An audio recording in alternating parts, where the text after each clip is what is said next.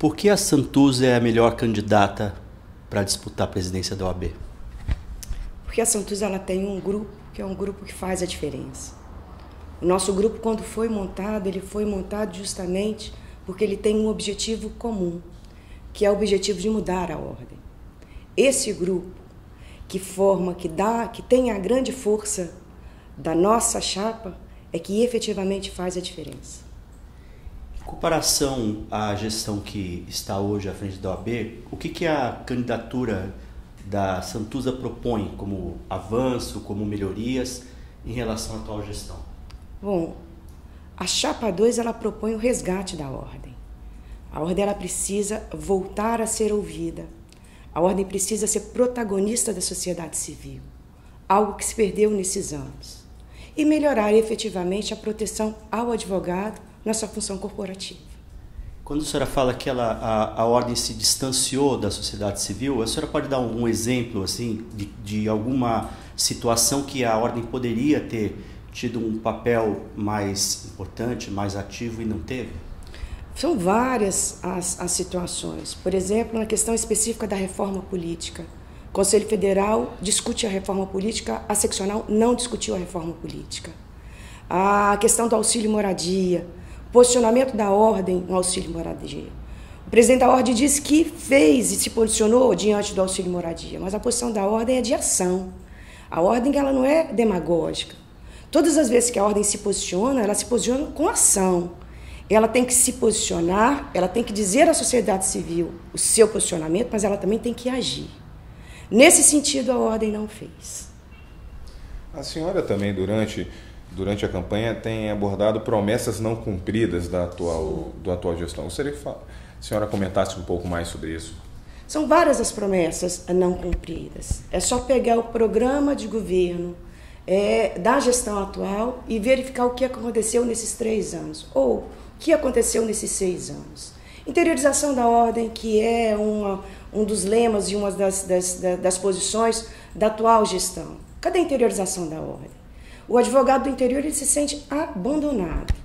Esse abandono não é só um abandono no sentido da palavra, mas é um abandono total. Não tem sala de advogado. O advogado do interior ele não tem os cursos dos quais a seccional prometeu que teria. A seccional e a subseção do interior, ela não tem a mínima capacidade de gerir a sua própria subseção. Isso é interiorização? Não é. E como faz essa interiorização? Como faz essa inclusão? Nós temos uma proposta para isso. Primeiro, é municiar esse presidente de subseção com independência financeira. Porque todos os advogados eles contribuem de forma igualitária. Por que os advogados da capital têm uma certa vantagem e os advogados do interior não? Né? E a principal linha de ligação desse advogado do interior é justamente com o presidente daquela subseção. O presidente daquela subseção ele precisa saber quanto de recurso ele tem para ele colocar isso em prol do advogado. Se o presidente da subseção ele não tem, se ele precisa de um recurso até para trocar uma lâmpada de uma subseção, como é que ele pode gerir a sua subseção? Uma das propostas da senhora é a revisão no valor da anuidade. Gostaria de entender um pouquinho mais o que a senhora entende como a revisão, porque esse foi um dos assuntos abordados na... Veja que quando nós propusemos a possibilidade de revisão, nós dissemos que essa revisão virá através de um estudo minucioso das contas da ordem. Nós não podemos ser irresponsáveis e tentar disseminar para o advogado uma redução que talvez não seja factível. Então a redução ela virá com o estudo de toda a capacitação financeira que a ordem tem. Se há possibilidade, nós vamos fazer. Outra proposta em relação à questão da transparência, de abrir os dados econômicos da ordem. Isso. E recentemente a candidatura da senhora veiculou uma denúncia desse conselheiro abordando a questão de mordomias na ordem. Quais ações concretas a senhora pretende fazer para acabar com isso? Primeiro, uma gestão rigorosa das contas, não é? Quando nós dissemos que as contas elas não têm transparência, é porque nós, advogados, não entendemos aquilo que se coloca no site, não é?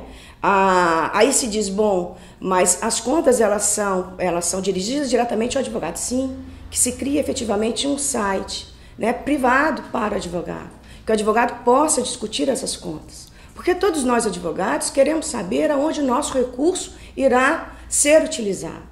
Com base nisso, você estipa qualquer possibilidade de uso, né, menor dos recursos da ordem, como a denúncia própria é feita.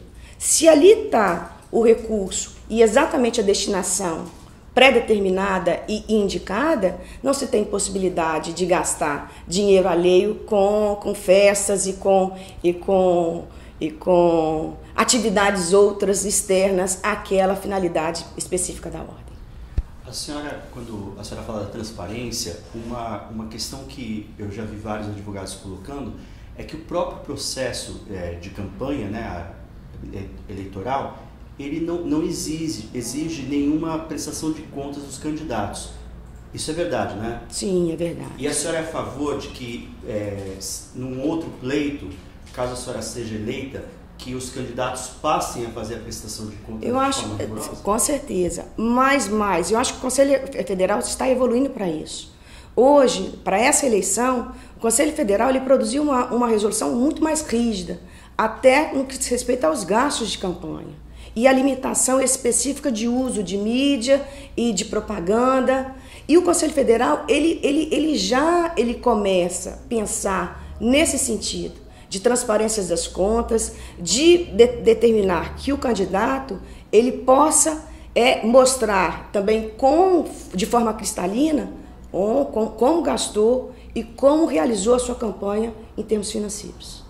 A senhora falou há pouco sobre o auxílio moradia, né? Sim. Que a ordem deveria se posicionar de uma forma mais clara sobre o auxílio moradia. Qual a posição da candidata sobre isso? Bom, o auxílio moradia está aí.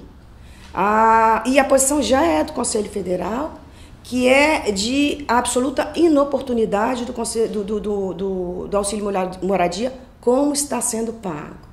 Porque ele se transformou numa verba salarial e não simplesmente um auxílio para o magistrado.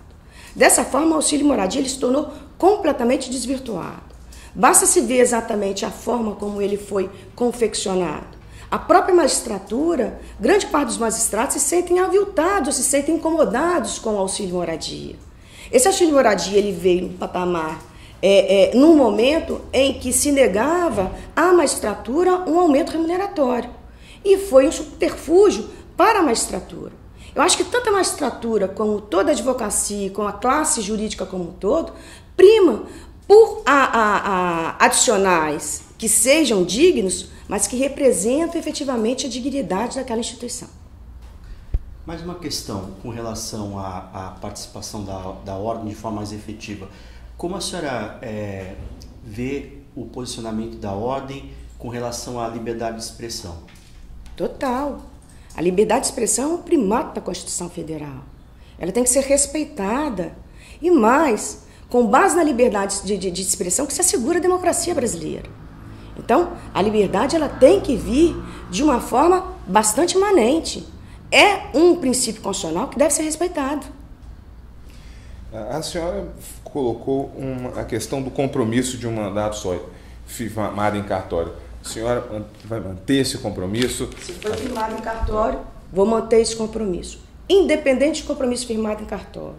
Essa é uma posição pessoal minha no que diz respeito à ordem dos advogados do Brasil.